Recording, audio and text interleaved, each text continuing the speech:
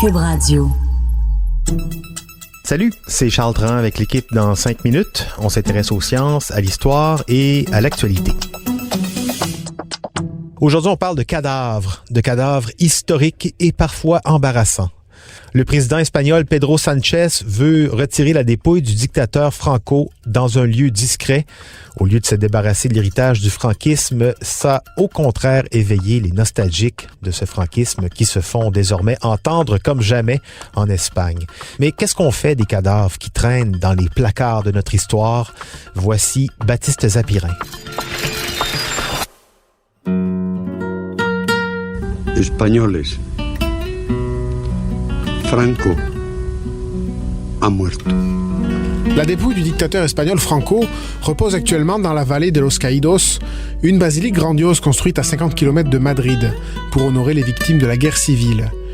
Une guerre civile de 1936 à 1939 qui a débouché sur la victoire de Franco, qui a pu ensuite installer sa dictature.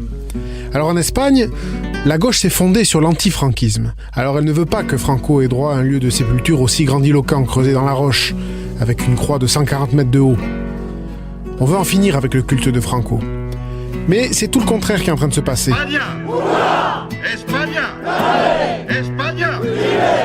Une certaine droite espagnole qui revendique l'héritage franquiste n'est pas du tout contente de ça. Elle manifeste, elle fait du bruit. Et revoilà l'Espagne plongée dans une guerre de symboles. C'est embêtant, ces dictateurs. Même morts, ils continuent d'envahir les esprits.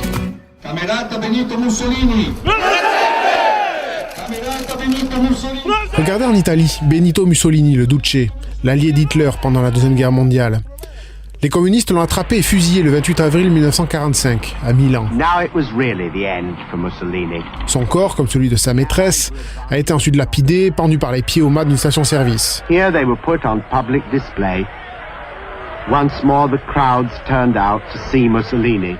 Mais ensuite, il était compliqué à gérer ce corps. Les autorités l'ont d'abord inhumé dans une tombe anonyme, mais ça n'a pas pris un an pour qu'un fasciste vole le cadavre, qu'on a retrouvé ensuite dans une malle, cachée par un couvent.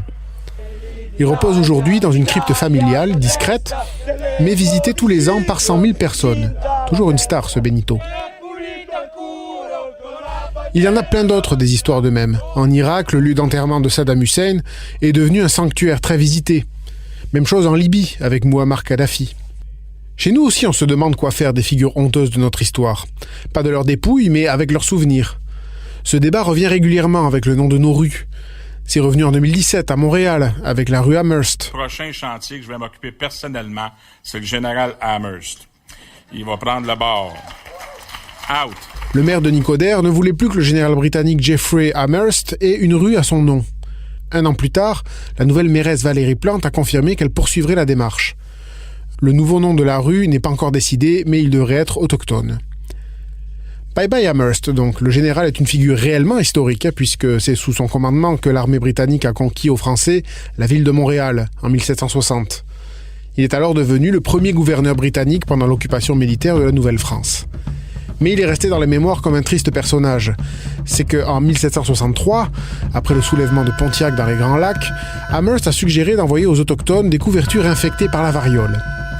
Le 16 juillet, il envoie une lettre à son colonel où il écrit texto « Vous veillerez à infecter les Indiens en utilisant des couvertures souillées, de même que tout moyen pouvant contribuer à éradiquer cette race exécrable. » Amherst haïssait les natifs. Il voulait les exterminer. Alors c'est un peu malaisant d'avoir l'air d'honorer celui qu'on surnomme le père de la guerre bactériologique. Ce qu'il n'est pas techniquement d'ailleurs, puisque dès l'Antiquité, les Romains, les Grecs et les Perses empoisonnaient les puits de leurs ennemis en y jetant des cadavres. À Victoria aussi, en Colombie-Britannique, on a déboulonné l'été dernier une statue de John Macdonald.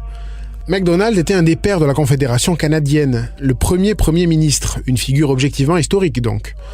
Mais il est aussi le père fondateur des pensionnats pour autochtones, qui ont tenté d'assimiler les enfants autochtones en les extorquant à leur famille et les coupant de leurs racines, de leur culture, dans des conditions épouvantables, agressions sexuelles, mauvais traitements physiques, psychologiques, des pensionnats qui ont coûté la vie à 3200 enfants. Bref, vous voyez, tous ces personnages dont on vient de parler ont commis ou encouragé des actes que personne ne veut avoir l'air de saluer. Mais faut-il pour autant cacher les dépouilles, déboulonner les statues, effacer les noms ou relativiser leur importance ? On trouve de nombreux historiens pour dire que faire ça, c'est dangereux, que pour tirer les leçons du passé, il faut commencer par le garder en mémoire et que se mettre la tête dans le sable est contre-productif. La ministre de l'Environnement, Catherine McKenna, qui gère aussi la Commission des lieux et monuments historiques du Canada, estime aussi qu'il est important d'accepter cette histoire avec ses bons et ses moins bons côtés, pour la raconter afin de permettre aux gens de réaliser qu'ils peuvent faire mieux. Alors voilà, peu importe comment on s'y prend, l'important sera de ne pas oublier ce qu'ont fait ces personnages. Qui ne sait pas tirer les leçons de 3000 ans vit seulement au jour le jour. C'est Goethe, l'auteur allemand, qui a écrit ça. Pour nous, au moins, ce sera plus facile.